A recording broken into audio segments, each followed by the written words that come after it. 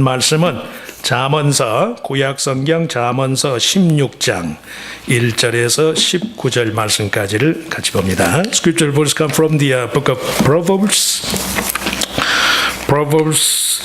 Chapter 16 and verses 1 through 19. 잠언서 16장 1절에서 19절. 자, 말씀이 좀 길지만 우리 교독문을 읽는 것처럼 제가 한 절, 여러분들이 한 절 말씀의 의미를 깊이 생각하면서 우리 1절에서 19절 말씀까지 같이 교독합니다. 마음의 경영은 사람에게 있어도 말의 응답은 여호와께로부터 나오느니라. 사람의 행위가 자기 보기에는 못되겠나요? 여호와는 신령을 너의 행사를 여호와께 맡기라. 그리하면 네가 경영하는 것이 이루어지리라. 여호와께서 온갖 것을 그 주인의 적당하게 지으셨나니 악인과 판단에 적당하게 하셨느니라. 무릇 마음이 교만한 자를 여호와께서 미워하시나니 피차 손을 잡을지라도 벌을 면하지 못하리라. 인자와 진리를 위하여 죄악이 속하게 되고 여호와를 경외함으로 말미암아 악에서 떠나게 됩니다. 사람의 행위가 여호와를 기쁘시게 하면 그 사람의 원수라도 그와 더불어 화목하게 하시느니라. 적은 소식이 공의를 평하며 많은 소식이 불의를 평하다. 사람이 마음으로 자기의 길을 계획할지라도 그의 걸음을 인도하시는 이는 여호와시니라. 하나님의 말씀이 왕의 입술에 있은즉 제사장에게 그의 입이 그르지 아니하리라. 공평한 저울과 접시 저울은 여호와의 것이요 주머니 속의 저울추도 다 그가 지으신 것이니라. 아들은 것은 왕들의 명하니 이는 그보다 공의로 말미암아 그의 son이라. 의로운 입술은 왕들이 기뻐하는 것이요 정직하게 말하는 자는 그들의 사랑을 입느니라. 왕의 신은 지존의 사자들과 같고 지혜로운 사람은 그것을 시기하리라. 왕의 희색은 생명을 뜻하나니 그의 은택이 늦은 비를 내리는 구름과 같으니라. 지혜로운 것이 금을 얻는 것보다 얼마나 나오고 경찰을 얻는 것이 은을 얻는 것보다 악을 떠나는 것은 정직한 사람의 대로이니 자기의 길을 지키는 자는 자기의 영혼을 보존하느니라.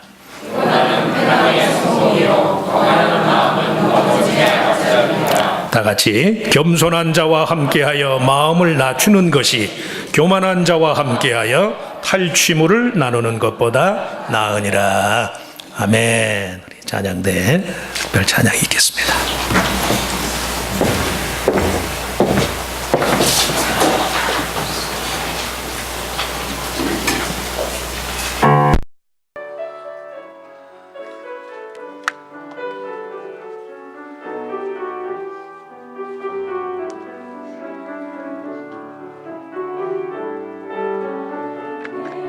평생 사는 동안 찬양하리 여호와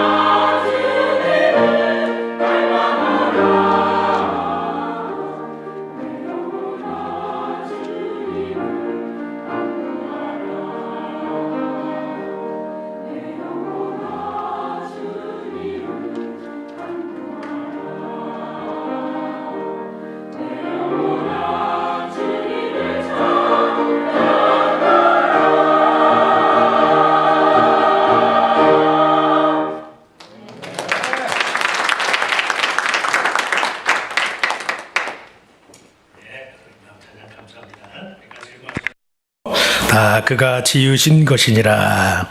다 그가 지으신 것이니라 라는 그런 제목으로 잠깐 은혜를 나누고자 합니다.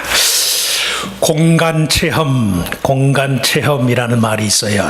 시간의 의미만큼이나 공간도 사람의 기분과 감정 그리고 종교적 신념과 같은 것에 의해서 그 의미와 기능이 달라진다.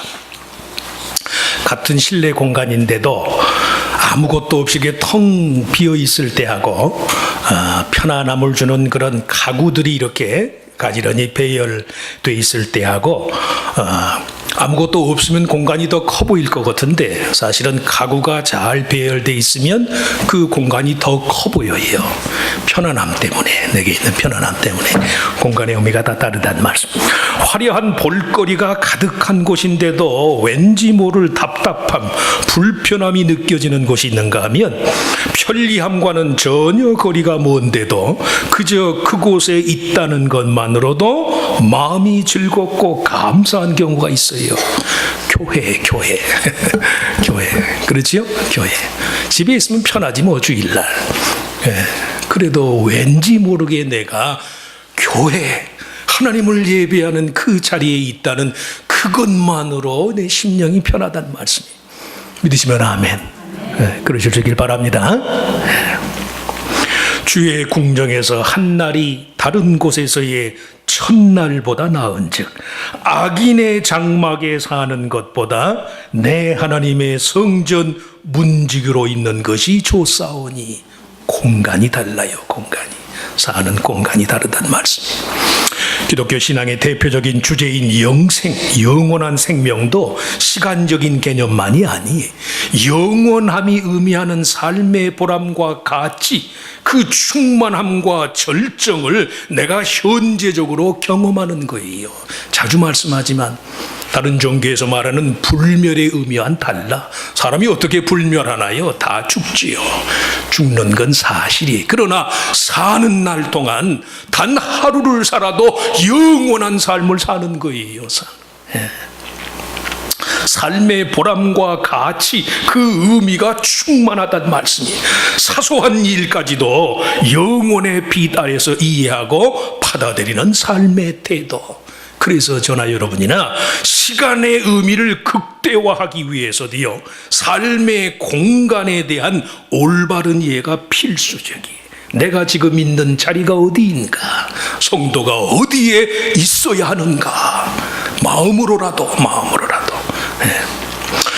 앙리 르페브르라는 오래된 프랑스 사회학자가 있어요. 이 사람은 공간은 사회적인 산물입니다. 다양하고 복합적인 인간의 이해 방식이 어우러져서 공간에 대한 이해를 낳습니다. 그래서 유명한 그 양반이 쓴 유명한 책의 제목이 영어로 공간의 생산이에요. 공간의 생산, The Production of Space, 공간 생산. 세 종류의 공간 체험을 말해요. 첫째는 지정학적인 공간, 가야 할 장소, 위치에 관한 지리적인 명칭과도 같이 인식된 공간. 둘째는 문화적인 가치관이나 이념에 의해서 의식화된 공간. 법원이나 묘지에 가면 사람들이 의뢰의 모자를 벗어요. 모자. 외투를 좀 단정히 하고. 법원이나 묘지는 엄숙한 곳이라는 그런 공유된 인식을 갖고 있으니까 이념화된, 인식된 공간이. 마지막으로 삶으로 체득된 경험된 공간이 경험된 공간. 내가 마음으로 느끼는 편안함과 아늑함을 제공받는 장소. 교회 오면 불편하지. 아무리면 집에 있을 때보다만큼이야 편안해요. 의자도 불편하지. 디스크 수술하신 민집사님은 앉아있는 게 얼마나 힘들겠어. 그런데도 길을 쓰고 교회를 와요. 왜? 이 공간이 다르니까. 나 자신의 주관적인 이해에 따라서 나에게 있어서 매우 특별한 의미를 제공하는 그런 장소예요. 앞에서 말하는 지정학적인 공간이나 인식된 공간 같은 것이 형식과 전통, 규범에 의해서 다스림을 받는 곳이라면 내가 경험한 경험된 삶의 공간은요, 그것과 나 자신이 하나야, 하나. 교회와 내가 하나예요, 하나. 교회는 나의 분신과도 같아. 성도의 분신과도 같아, 분신.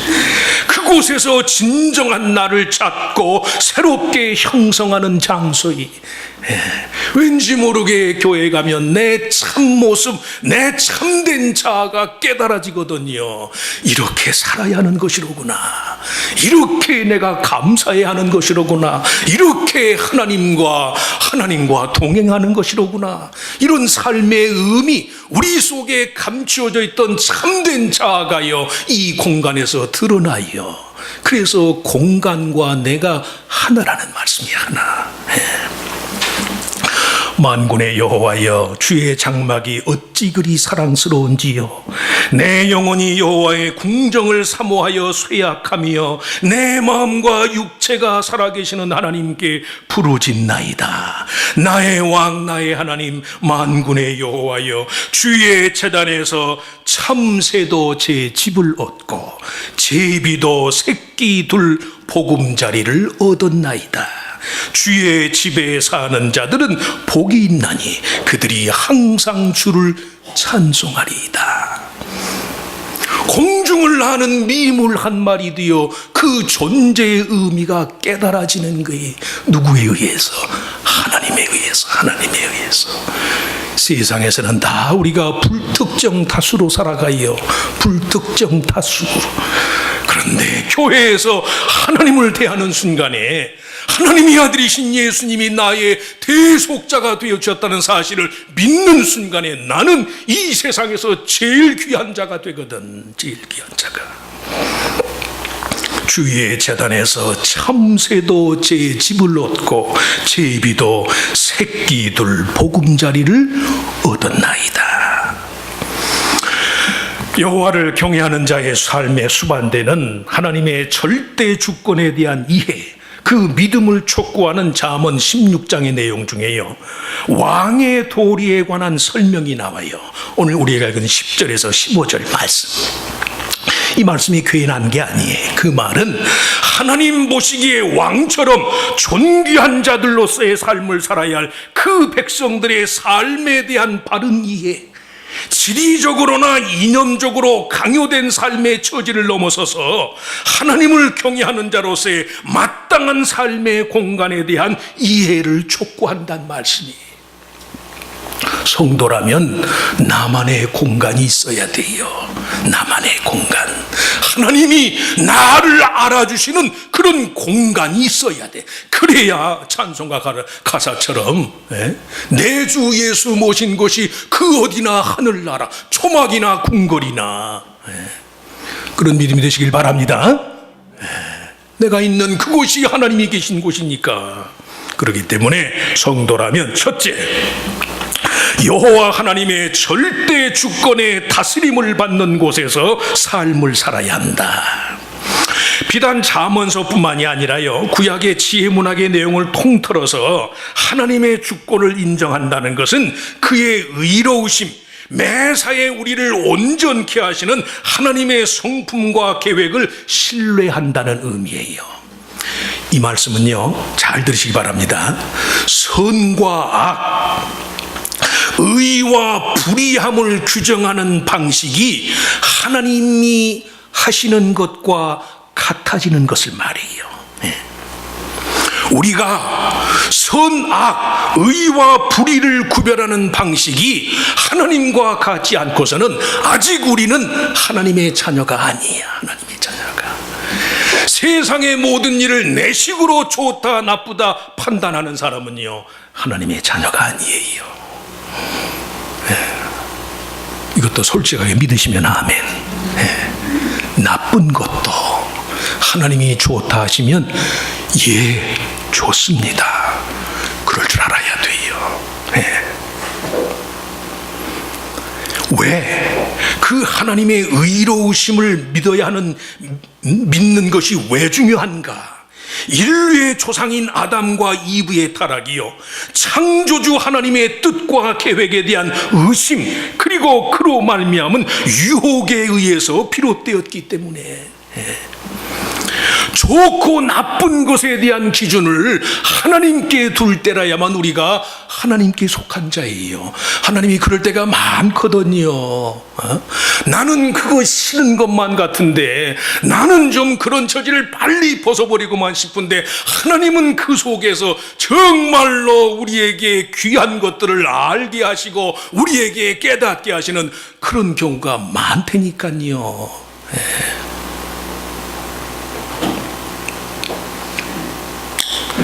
한국 남자라면 그렇기 때문에 일례로 군대 생활들 잘 하셔야 돼요. 군대 생활.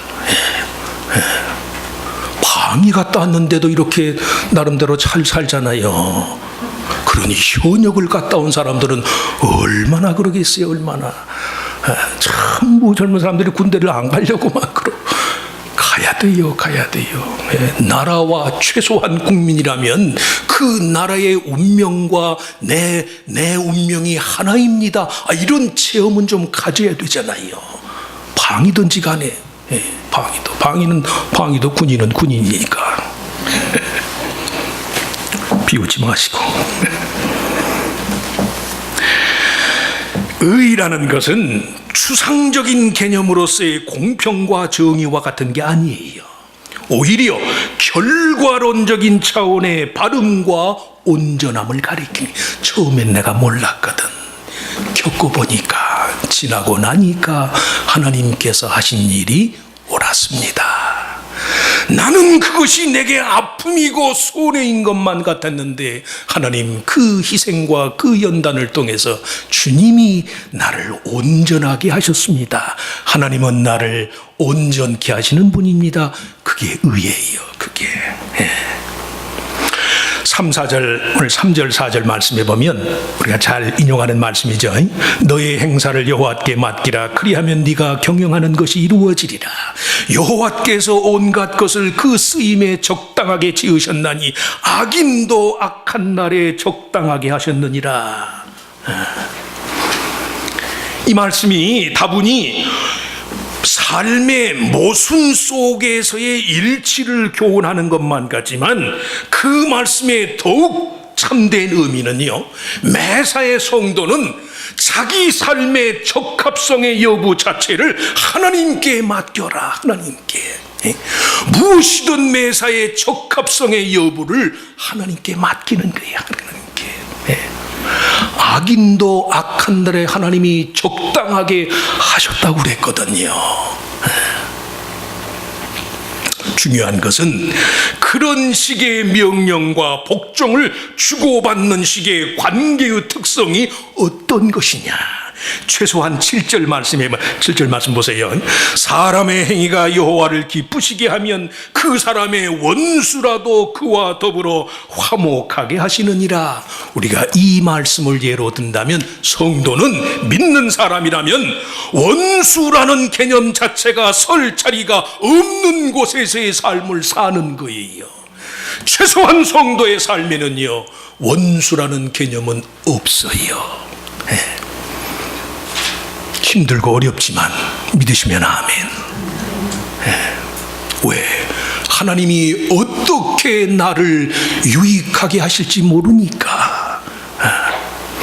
정말로 하나님을 기쁘시게 하고자 하는 그런 마음가짐을 갖고 산다면 원수라는 개념까지도 하나님께서 정하시도록 해야 한다는 말씀이에요. 그래야만 순전히 우리들 자신에 의해서 설정된 수많은 원수들에 의한 괴로움의 여지를 떨쳐버릴 수 있어요. 자기 삶에 대한 하나님의 절대 주권을 믿는 그런 공간 안에서 삶을 살아야 돼요. 최소한 내가 사는 삶의 주인은 하나님이십니다. 의와 불의, 선과 악, 원수에 대한 개념 규정까지도 하나님이 하시옵소서. 나는 그렇게 안 하겠습니다. 공동묘지에 담력을 실험하려고 젊은 남자들이 공동묘지에 담력을 실험하려고 갔었더래요. 예. 공동묘지 앞에다 말뚝을 받고 하라. 그러면 그 사람은 정말로 용기 있는 사람이다. 예. 한 사람이 가서 큰 말뚝을 받고 왔어요. 두 번째 사람도 3명이 했는데 두 번째 사람도 말뚝을 받고 왔어. 세 번째 사람이 말뚝을 받기는 박았는데 돌아서는데 뭐가 자기를 붙잡는 거예요. 이야, 이게 정말 공동묘지에 귀신이 있는 거로구나. 그리고 기절을 해버렸어. 기절을. 다음날 아침 가서 봤더니요, 자기가 박인 말뚝에 옷이 걸렸어. 옷이. 예.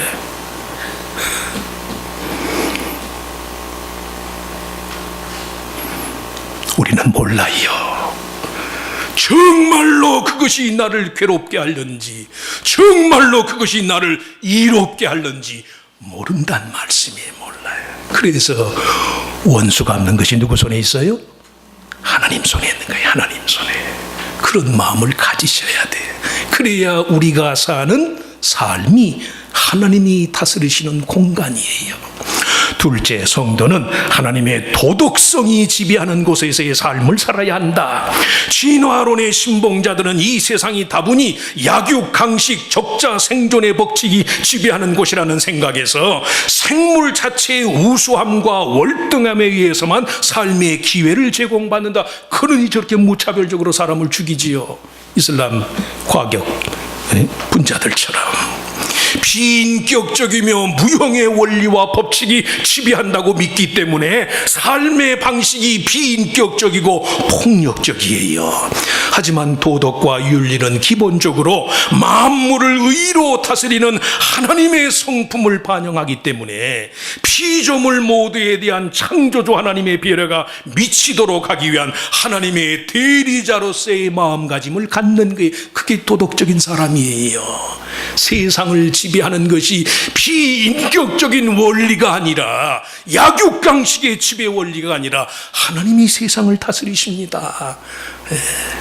잠언서의 내용 중에 유독이요, 자연의 이치와 인간의 윤리적인 삶의 유사성에 대한 지적이 많아요. 그 말씀은 자연 만물의 지배 원리가 곧 하나님의 백성의 삶의 윤리라는 생각에서 어느 것 하나도 예외가 없다는 말씀이에요. 오늘 말씀 11절 말씀에 보면 제가 좋아하는 말씀이 나와요. 11절, 공평한 저울과 접시 저울은 여호와의 것이요 주머니 속의 저울추도 다 그가 지으신 것이니라. 장사꾼들이요, 저울추를 조정을 해가지고 자주 말씀드렸죠. 예.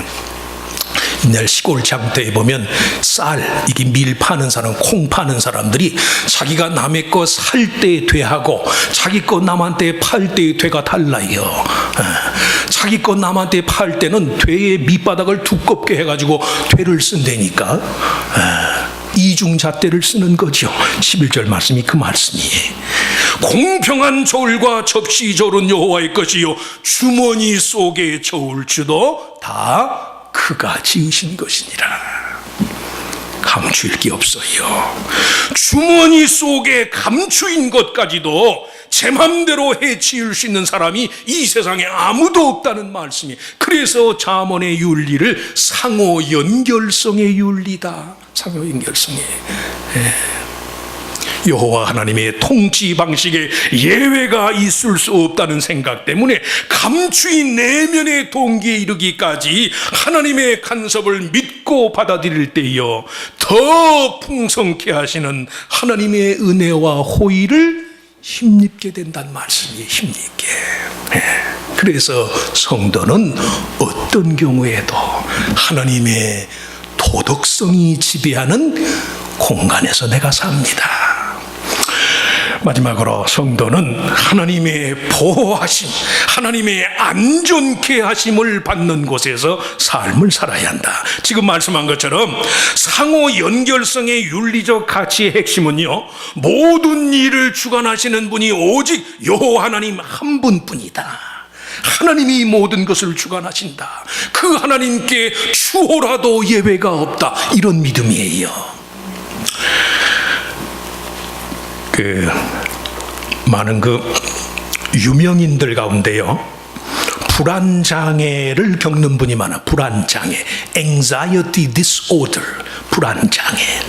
다른 뭐 심적인 장애도 마찬가지지만 이 불안장애라는 것이 자기 삶의 어느 한 부분에 대한 염려와 불안이 지나친 나머지요, 그 외에 다른 여지들을 고려할 만한 마음의 여유가 없어요. 한 가지 것에 꽂힌다 그러죠.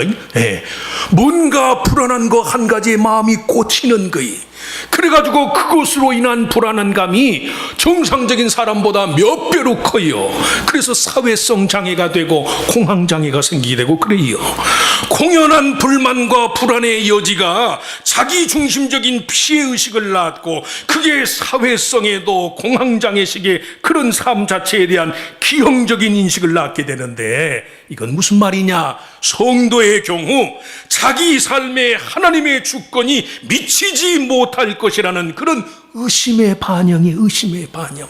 나는 예외다라는 식의 생각, 내가 제일 불행하다는 식의 생각. 아니에요. 예. 제가 한때 그런 줄 알았거든요. 제가 제일 어렵게 신학하고 제가 제일 어렵게 이 목회길을 가는 줄 알았거든요. 아니더라니까요. 저보다 훨씬 더 못한 상황 속에서도요, 믿음으로 주의 길을 가는 분들이 많으시더라고. 예. 세상이 온통 하나의 연결고리, 하나님의 절대 주권, 하나님의 도덕성, 그리고 예외 없이 하나님께서 돌보시는 장소라는, 내가 그런 곳에서 살고 있다는 생각을 갖게 되면 까닭 없는 불안과 공포는 이겨요. 예. 잠언서에 나오는 삶, 생명이라는 말을 어느 한 구약학자가 이렇게 정의를 했어요. 생명은, 조금 어려운 말이지만 한번 천천히 들여보시오. 생명은 어떤 유형의 초과나 낭비도 없이 잘 훈련된 요소들의 조합과도 같습니다. 그 생명을 통해 인간의 이성은 최고의 기능을 발휘하고 감각은 조절될 뿐 억압되지는 않습니다. 열정의 낭비와 같은 것은 없습니다. 부의 남용도 없고 가난의 억눌림도 없습니다. 다만 하나님과 이웃 그리고 자기 자신에 대한 의무를 다하는 데 있어서 부지런하고 민첩합니다. 자신의 모든 욕구를 실현하고자 하지만 오직 한 가지, 더욱 깊은 지혜를 향한 갈망에는 항상 목이 마릅니다. 지혜를 향한 타는 목마름을 삶의 필연적인 숙명과 같이 여기면서 다만 더욱더 풍성한 삶, 지혜의 원천이신 하나님과의 보다 완전한 교제를 통해서 스스로를 완전케 세워갑니다. 이것이 잠언서에서 말하는 성도의 삶이에요. 삶. 시간이 좀 지났지만 아까 말씀한 것처럼 한국의 젊은 사람들이 뭐 불안장애, 뭐 무슨 공황장애, 그런데 저기 샌안토니로 이사 가신 우리 박유진 권사님이 할 일이 없어서 그런지 매일매일 저한테 인사말을 보내시고 어떤 때는 간증 무슨 뭐 동영상도 보내고, 어제 그제는 송대관 형님의 찬송을 보내오셨더라고. 잘 아시겠지만 이 양반이요, 한 2년 전에 사회적인 큰 무리를 일으켰잖아요. 한남동에 뭐 제일 집을 잘 진 80억짜리 집이래나? 그 집이 날아가 버렸어. 부인명으로 돼 있는 한 500억이래나 얼마래나 하여튼 500억짜리 땅이 날아가 버렸어. 잘했다는 게 아니에요. 자기 잘못이니까 그랬겠지. 근데 어쨌든 고의성은 없는 것으로 보아서 대법원에서 무죄 판결을 받았어요. 무죄 판결. 올해 아마 7월인가 8월인가 아마 대법원 판결이 나은 것 같아요. 양반이 교회를 다니는 분이라는 것은 제가 뭐 기독교 이런 적에서 알았는데, 근데 그렇게 공개된 것만 580억이에요. 580억을 다 날려버렸어요. 죄송한 말로 저 같으면 죽을 것 같아. 그거 아까워서 어떻게 살아요? 어떻게? 야, 근데도 이 양반이요, 신앙을 회복했어요. 송대관 집사님이시더라고. 세된 교회라고 지금 한국에 아주 크게 부흥하는 소강성 목사님이라고 아주 목회를 잘하시고 성격도 좋으시고 그 교회에 가서 간증하면서 찬송을 하나 불렀는데 용서하소서, 용서하소서 그런 찬송이 한번 들어보셔. 간단하게 간증하고 한번 들어보셔. 송대관 집사님.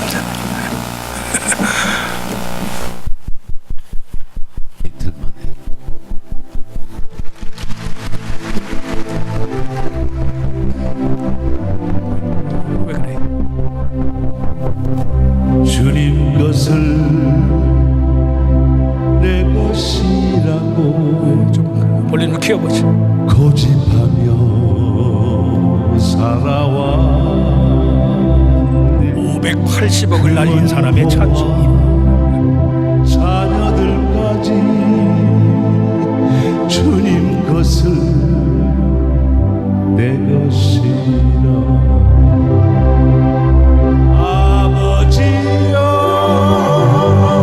철없는 종을 가수 치고 노래는 되게 못해. 용서하여 주옵소서 맡긴 사명 맡긴 죄를 주를 위해 쓰렵니다. 선한 이모 내 것이라고 주의 일을 멀리해 주신 이도 주님이시요 쓰신 이도 주님이라 아버지여 불정한 종을 용서하여 주옵소서 세상 유혹 다 멀리하고 주의 일만 하렵니다.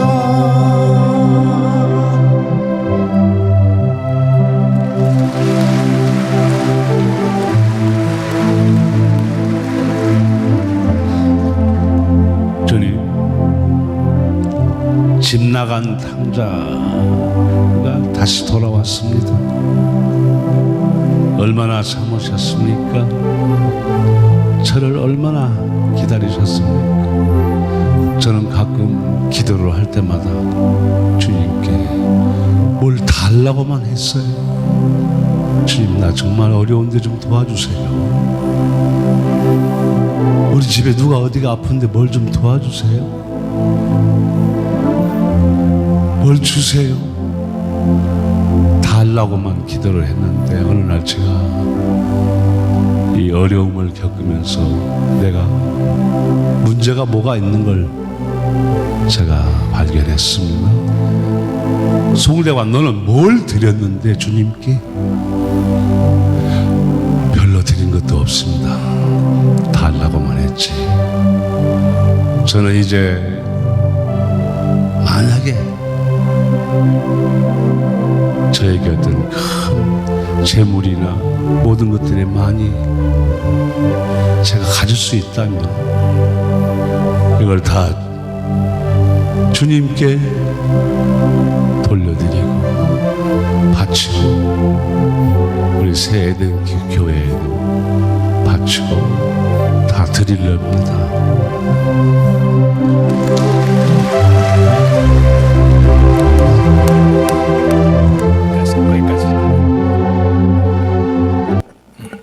자, 흔한 연예인들의 간증이니까, 그러고도 저 양반이 또 잘못 안 하리라는 보장도 없고, 연예인들 보면 그렇지만, 지금 성도가 서 있는 삶의 자리가 어디인가.